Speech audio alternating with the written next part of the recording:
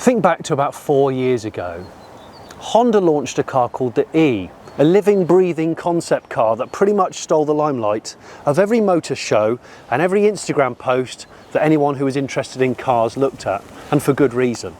Well, today Honda have just launched their second electric car, a bit more of a family affair, a crossover-ish thing, apparently more practical. We'll see. I want to know though, is it more practical? How does it drive? And does it have all of those Honda features that we've come to love? Does it ignite my soul like the Honda E did? The Honda E, remember, remains my most successful video on this channel to this day. I'm going to also include a couple of other cameo appearances from some other Hondas.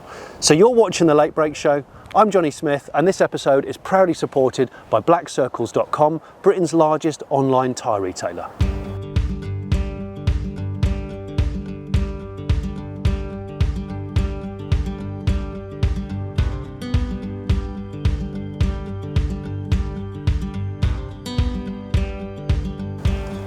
Just hold on a minute. It doesn't look anything like the Honda E though, does it?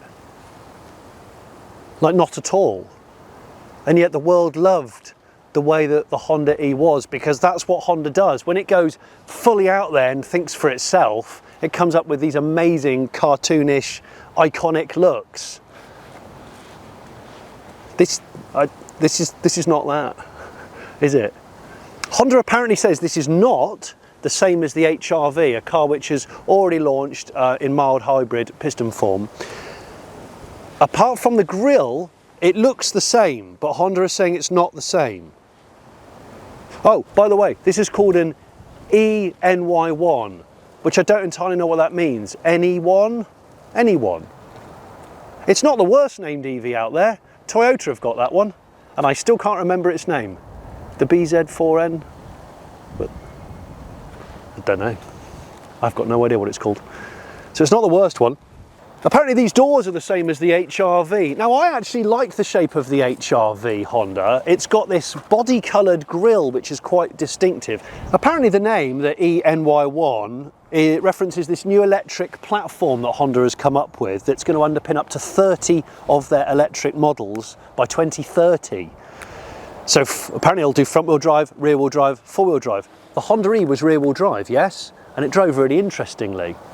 This is front-wheel drive, and you can't buy it in four-wheel drive or rear-wheel drive, and you can't buy it in any other battery size apart from one battery size, which is 68.8 kilowatt hours, which is 61.9 kilowatt hour usable. All you need to know is that the WLTP range is apparently 256 miles. That's it. Now, I'm not going to call this an SUV. I think this is very much a crossover, but you can see the gap between the top of the tyre and the arch. It is lifted. What's interesting bodily is that you can actually see, when you crouch down, the huge battery pan down here in the belly, keeping all that weight down low, which a lot of electric cars do. Normally they try and hide that with the body design, but in this case they don't. It's just right there. Wheels, these actually look bigger, which is rare these days. They look bigger than what they really are. These are 18s. This car's running on 225/50 18 Continental Ultra contacts. Now, when it comes to needing tyres for your car, be it electric SUV or SUV or otherwise, head to the Black Circles website. Head to the Black Circles website, enter your vehicle registration number and your postcode, and then you'll find the most suitable tyres for your car and your budget. There are thousands of reviews of different tyres from real customers to help you choose the best tyres for your car. And with the Black Circles Click and Fit service, with over 2,000 tyre fitting partners, there will be a garage or a mobile tyre fitter conveniently located near you. Remember the Honda E came with these incredible little cameras instead of side mirrors, and I thought they were gimmicky because other cars have done a terrible job of it, like Audi, but the Honda ones, so discreet. They didn't protrude more than the arch of the car. Look what we've got here. Really big, actually, mirrors. It's almost like they've totally forgotten that they made the Honda E. Bit weird. Charging bay. The front end is where you put the charging plugs in on the ENY1. I nearly forgot its name. It's very similar to the Renault Zoe, and I did a long-term test report on the Zoe. I lived with one for half a year, and I'll put that link above my head now. Before I open it, let me show you this. Honda have gone for a new style logo. It's not that new, it's just black and white. I wonder where they copied that from. Could it be Volkswagen, who have just done black and white logos for all of their electric vehicles to show that they're now being transparent and not cheaty with emissions? I don't know. But what I do know is that you can't open this, and it is neat, you can't open it on the outside. And you can't open it, oh hang on, can you? Oh, you can. I've only just noticed that. I've had the pissing car for 4 days. You have to go into the car to open it, or you press that, but you can't do it on your remote, which I thought was annoying, but now I'm looking petty. Once you're in, this part of the car has been really well made. This is actually better, I think, than the E. The E has it all up there on the top of the bonnet, which looked cool, but in reality was a bit silly.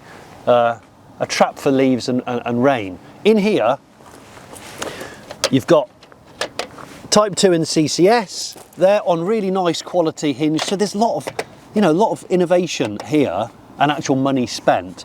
But it can only rapid charge up to 78 kilowatts DC, which in 2023 or 2024, when you can buy this car, that's slow. That's really slow. That's really substandard. 10 to 80% in 45 minutes. Not only that, but when you've got a battery pack that's nearly 70 kilowatt hours and you're only getting 256 miles out of it WLTP, and in the real world it's less than that, and I'll come on to that in a minute, that's a little bit depressing. This is nice though. And these, you don't know if you can see them now, but we'll try and film them at night. These are little pulsing lights here, which give you the status of the charge. They pulse left and right and left and right. Blue, I think, while they're charging, and green when they're fully charged, and red if the shit's gone down and there's something wrong.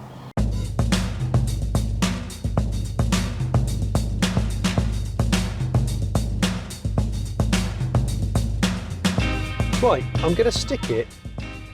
Okay, sport, normal and eco mode. Sport mode 0 to 62.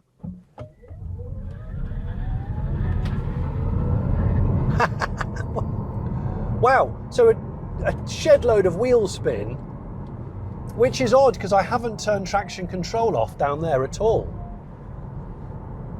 It's front wheel drive only, and Honda will not offer it as a rear or four wheel drive. And I thought logically, I'd want this to be offered as a twin motor four wheel drive, like a lot of other manufacturers, to give you that option.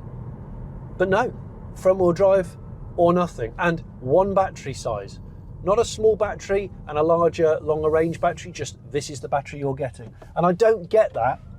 I'm gonna pull out. It's nippy, it's 7 point something seconds to 62, which is actually about what my Kia Soul was, electric, that I had a long-term test car. When was that? 2019 maybe? It was quite a while ago now. So similar performance, which I think that's a good enough performance for a family car. 7 seconds to 62 is absolutely fine. Not going to get hung up on that at all. And it's scrabbling an awful lot, which the Kia would do and some MGs do, but when you turn off traction control, of course. So yeah, it just, I don't know. It's a bit odd. It just feels like it hasn't been engineered with that kind of precision and maybe borderline obsession that so many Honda products of the past have. Don't think for a second that I'm being really cross with Honda in general, because I'm not. The current crop of cars, there's some good ones. I do actually like the HR-V mild hybrid.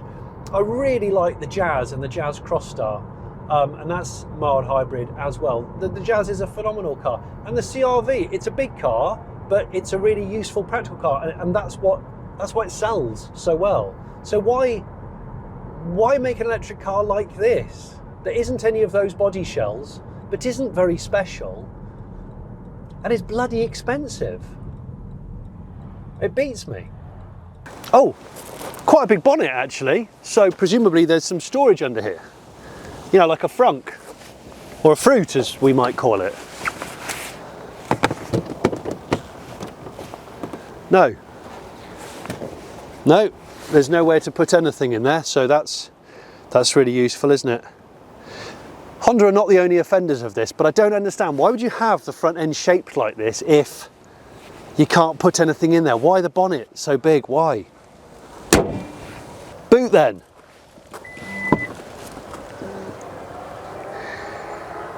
So what you're met with is 361 litres of boot space, and I will put on screen the boot space of some of the cars I consider to be rivals for the ENY1, EMY1. It's got a hard, this particular version's got a hard liner in it which says EMY1 on it, but I'll get that out the way to show you the fact that it's like one of these cars where this has a false floor in it and you can keep the charging leads in there like that, or you can drop this down to give you a bit more space. There's a cubby at the right there, and on the left there's a subwoofer, I think, and that is as interesting as it gets. But it's not as hilariously awful boot size as the Honda E, but you forgave the Honda E because the Honda E was so stylish. It was a design masterpiece. It was so interesting in so many ways, and the cabin was phenomenal. There you go. I mean, there's a second gen Leaf that I've just pulled in behind. That car's been out for bloody hundreds of years, and that outperforms this in almost every way, from boot space to range to everything. Again, if you're going to be late to the party, like, do it with style and do it with substance. I don't think this has got either of those things. Honda's made a rod for its own back because it made the E, and although the E, like this, only came with one battery size, and that was the E's biggest flaw, they should have launched it subsequently with another battery pack like the Fiat 500e, but they haven't, and that's why it hasn't sold as well as it should have, and that's why it's going off sale, and it's a tragedy because it's a fantastic car, and I'm happy to pay a premium for the Honda E because it's so interesting and it's so beautifully and eye-catching, and it's a talking point and it feels special. I'm sat in a 45, might even be 46 grand electric car. This is more expensive than Teslas. This is, you could buy what? You could buy an Ioniq 5 or a Kia EV6, or for 20 grand less, an MG4. And an MG4 electric car, I did a review for one, I'll put a link above my head for it. It's a really, really decent piece of work. You know what? Looking at the dimensions of the ENY1 got me thinking. This is my Honda Element. It's a 20-year-old car now, but it's one of those Honda products where you know they just got it right. Exceptionally practical, and if you haven't watched this video on my Element, I will put a link above my head for it. But the interior space, the way it turns into a van, the tailgate, this van-like back end is brilliant. And it's not even really any bigger than that. Which begs the question, why didn't Honda focus on creating a new electric Element? It has a big market, it's loved, it's a cult vehicle. What does this bring to the party, really? In 2024, against its peers? I'm not angry, I'm just disappointed.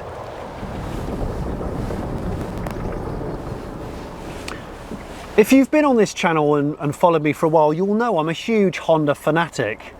Not just the Element. My everyday car is this, the Insight. The reason why I'm bringing this into the conversation is because when the Gen 1 Insight came out, it was so pioneering. It was a tour de force. It trod its own path, and that's what made it so amazing. They brought out the second generation Insight, and it was just totally lackluster, average in every way, and a copycat really of the Prius. What do we think? Yeah. That's what I'm thinking. The ENY1 isn't pioneering in anything. It just seems to be a copycat of all the other cars out there that aren't actually that interesting. And it's such a bloody shame. Now, as I said before, this is clearly aimed at more of a family car than the Honda E. And in the back seats, I was really excited to see if it had Honda's innovative magic seat system, which we see in the Jazz and also the HR-V, where this bit kind of can move up and and hinge up, and you've got loads of extra storage space under there and stop stuff from moving around. Does this have it? No. No, it doesn't. Am I angry? No. But I am disappointed. Anyway, here we are in the back of the ENY1. I am sat exactly behind how I sit in the car. Over 2600mm wheelbase. And this is good. I've actually got a good amount of legroom for a car of this dimensions, actually, compared to other EVs I've driven. And it's a totally flat floor car because it's built on a dedicated electric car platform. I've got a cup holder here in the door pocket here, and I'm not going to try and promote my own merchandise, but we do have some Late Break Show merch, such as this lovely vacuum copper-lined drinks bottle that keeps things hot or cold. And there's room in there's a map pocket here, not that anybody uses it for maps. I've got my coffee cup here from Smith and Sniff. It's a podcast that I do every Monday. UK's #1 automotive podcast. Don't want to brag about it, but I'm just going to put it there. Now that's a bit flaccid, isn't it? It seems, and it doesn't actually land. Doesn't land horizontally. The two cup holders there. Yeah. Okay. So it's okay in here. Headroom is not bad, and to that effect, there's something up here which is interesting. Remember I said about the panoramic roof? It's a 2-section pano roof, but at the back here you've got this, a removable blind system. Like a Targa top, but not really. And when you take it off, you can put it somewhere. One of the most exciting parts of the Honda E is the cabin. It really feels like a special experience. It's so different. It has a lounge effect with a big plinth all the way across, a full width kind of faux wood plinth, which sounds awful, but it's brilliant. I'll show you some pictures of it to refresh your memory. This is not that. This is very, very much playing it safe and conventional and following the crowd. So what have you got? We've got a big tablet like a Mustang Mach-E and a lot of the others. You've got this big tablet. It's over 15 inches in portrait function, but it's kind of divided up into 1, 2, 3 sections. So at no point can you have it dominating with one image like you do on a Tesla. It's got nav at the top, it's got music and infotainment stuff there, and it's got the HVAC at the bottom. There's no physical buttons apart from 2 things down there. Rear demister and front window demister. Then you've got buttons down here to select the gears, and then here you've got wireless phone charging on a little rubberized pad with 1, 2 USBs and a cigarette lighter socket. And then down here, 2 nice deep cup welds, electric handbrake, and the drive mode slide switch there. Oh, and it's got a 3-spoke steering wheel, which is nice, but not as cool as the 2-spoke, which the Honda Jazz has got. I've driven the Jazz recently, and I've driven the CR-V recently, and what I don't understand is why didn't Honda just make a fully electric CR-V, which is one of their best-selling cars, or indeed a fully electric Jazz, which is a really cool car with loads of cabin room. It's actually a better cabin than this. No, they've made this. You can't get a fully electric HR-V either. Remember, Honda said this is not an HR-V. But what I would say is, although the infotainment is a bit weird the way it's laid out, this and loads of other Hondas, I really like the huge tiles that they use and the sort of idiot-proof ability to find stuff. Everything's very large, maybe for people with long-sightedness, I don't know. But it's very easy to navigate. One thing to bear in mind, this is really important in climates like the UK. You can't buy the ENY1 with a heat pump. You can't.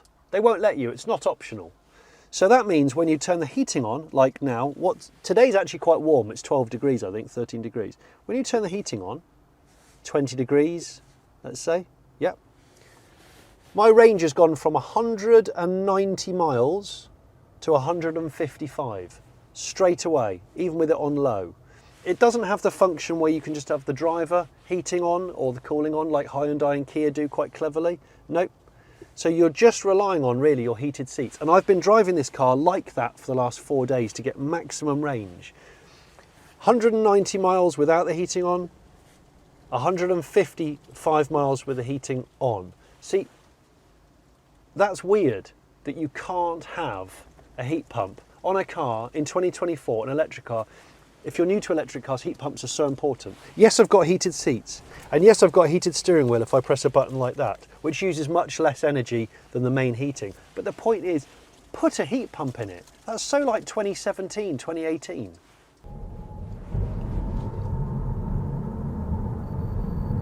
Honda seems to only be able to do two things. It either goes right out on a limb and rewrites the rule book and doesn't care what anybody thinks, and it's sometimes a masterstroke and it's born out of passion, like the Honda E, for example. Or it bookends it with just completely mundane, forgettable, average in every way machinery, and there's nothing in between. I mean, like, is this the same design team that did the Honda E? I just don't know. Right, so real world range, as I said earlier, is between, I've been getting it in winter kind of right now, which temperature when I've been testing it has been between 5 degrees and 12 degrees Celsius, and I've been getting over 200 mile range each time. It's 204 horsepower, and it's definitely, I think, peppy enough in normal. I mean, I've been favouring driving it in eco mode to just get the most out of it. It's quite soft, which means the ride is very good actually. I like the ride, and this is what I'd call a bit of a white good family car. It's probably not going to be bought by people who are particularly interested in cars, so the ride is dead comfortable. Also, if you want a car that's high up, that feels like an SUV but isn't really an SUV, yes, it has that. Even on its lowest seat setting, which is this for me, I feel like I'm really high. So if you like that kind of thing, fine. And this ride and the ability to absorb the bad quality potholed roads that we have right here, that's good. The steering is, I mean, there's not a lot of communication going on, if I'm honest. Even though the posture of the seat and everything is good, the steering wheel feels nice. Although I miss the 2-spoke that the Honda E has got, and the Jazz. When we start going into corners, so it's on 18s, it's not like it's on massive tyres, and it's not like it's a really heavy car, and the weight is all down low, as we saw from that kind of protruding belly.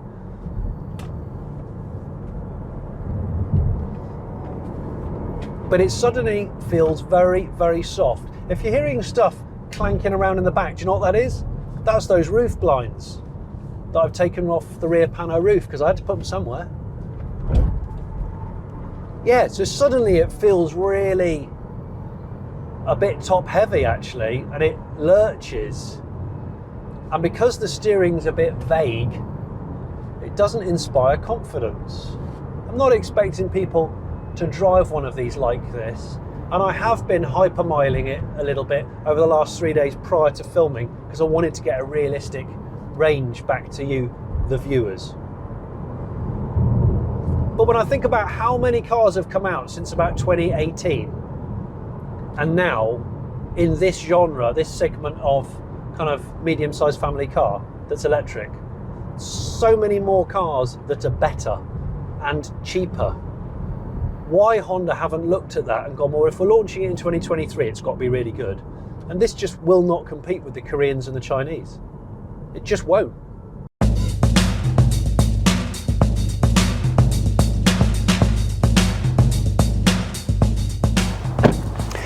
You know, I've said all along whilst reviewing this, I'm not angry with Honda, I'm disappointed with Honda. But actually no, I'm pissed off with Honda. I'm a big Honda fan. I've owned a lot of different Hondas, and I know they've created some phenomenal vehicles in the past, 2 wheels, 4 wheels, 3 wheels. This would be okay if it was launched in something like 2018, but it comes out in 2024 and it's average or even substandard at almost everything. Coupled with the fact that because we know they can do great things like the E, we want more. The E is fantastic. We're drawn to it. We love it. It's a lovable character. This, yeah, you know what I mean? Like, seriously, not good enough. But anyway, that's just me being angry and middle-aged about it. What do you think about the Honda eNY1? Let me know in the comments below, because I'm really keen to know what you think. And this has been as honest a review as I can possibly give. I will put all the other reviews on electric cars I do in a box on the screen now. Subscribe if you haven't subscribed. And we have a merch shop on the Late Break Show, and I'd love you to go and have a browse. It's in the description. Thank you.